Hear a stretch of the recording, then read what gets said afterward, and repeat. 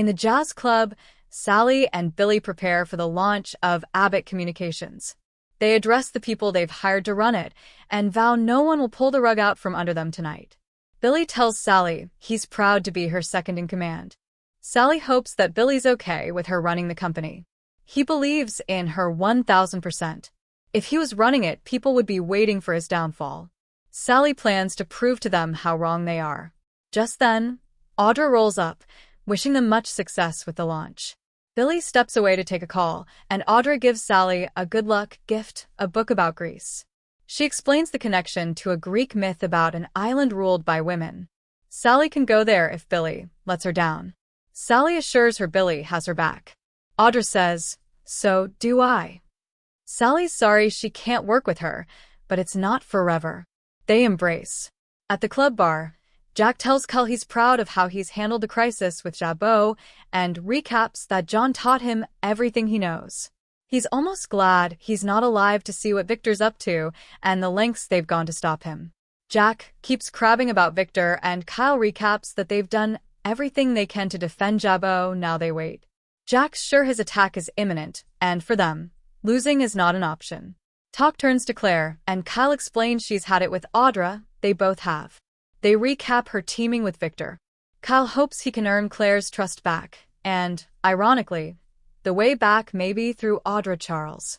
In the jazz club, Sally promises to bring Audra on board once they're underway. It will all work out. Audra likes her chances as she suspects the investor is a woman.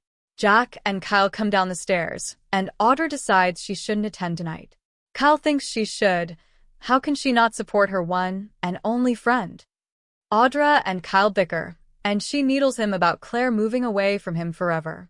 Kyle insists that things have changed. Jack intervenes as Audra declares that his son is worrisome. She tells Sally that this may be her night, but it's still the Abbott's party, and walks off. Billy joins the others and assures them he's not worried about Kane pulling another fast one. Jack declares that Victor is the threat now. Billy is sure that tonight will go off without a hitch. Sally points out they don't have a lot of assets yet and have taken care to protect their systems. She walks off, and Jack remarks on the progress Billy has made.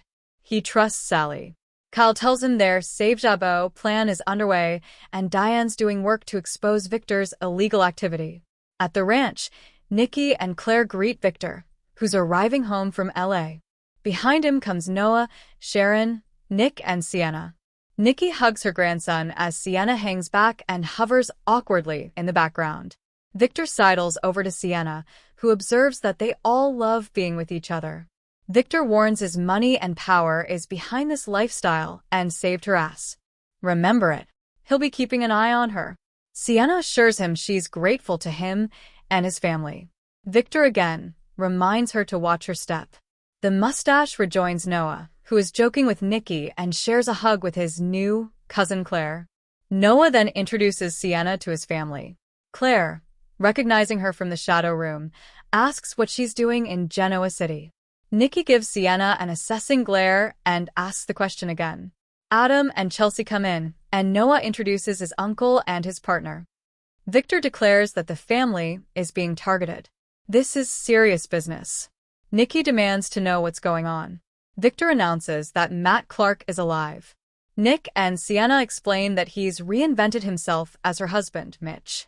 The Newmans recap his crimes for Chelsea, and Sharon warns he's a threat they all need to take seriously. Noah adds that he's responsible for the crash that nearly killed him. Nikki's appalled that he hasn't been arrested. Victor says he and Nick have a plan for the bastard. Sharon warns he's insane and hopes he's not on his way to Genoa City. Everyone files out except Adam and Chelsea, who asks Victor if Sienna is with Noah. He says she's married to Matt Clark and they're keeping an eye on the situation. Nikki assumes he's not going to the launch party. The mustache grunts that he has more important things to do. Nikki wants to know what he'll be doing instead. Victor won't tell her, which leaves Nikki miffed and urging him to come clean. Victor placates, "Don't you worry about a damn thing." Adam and Chelsea announce that they're going to the party to check out the competition.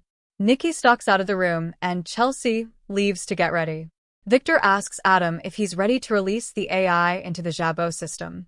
Adam guesses he wants to do it while they're busy with the launch party. Victor nods. Jack will go down tonight. Adam's keen to see Billy's launch party blow up, but says his beef isn't with Jack.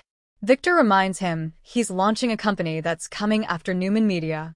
Adam counters that he's not financing it. Victor takes a call and updates Adam that Michael has news that will interest both of them.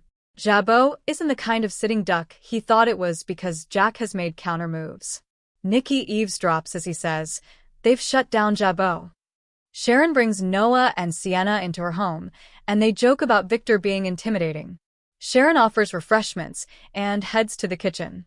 Sienna remarks on how tight Noah is with his family and admits he felt the tension, especially from his grandmother.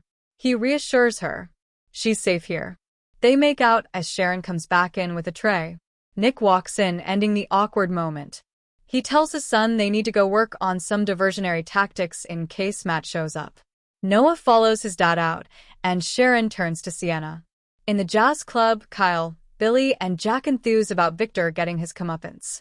Jack says his biggest weakness is thinking he doesn't have a weakness, he'll never see this coming. Kyle muses, revenge is so sweet. At Sharon's place, she tells Sienna she's not responsible for the things Matt did long ago. Sienna is sorry for the trauma he's caused her and the family. Sharon appreciates that, but now that they're alone, she wants to get a few things straight. Noah and Nick enter the club to get a room under Noah and Sienna's names to set a trap for Matt. Just then, Noah's ex, Audra, appears. They both give uncertain smiles and gaze at each other.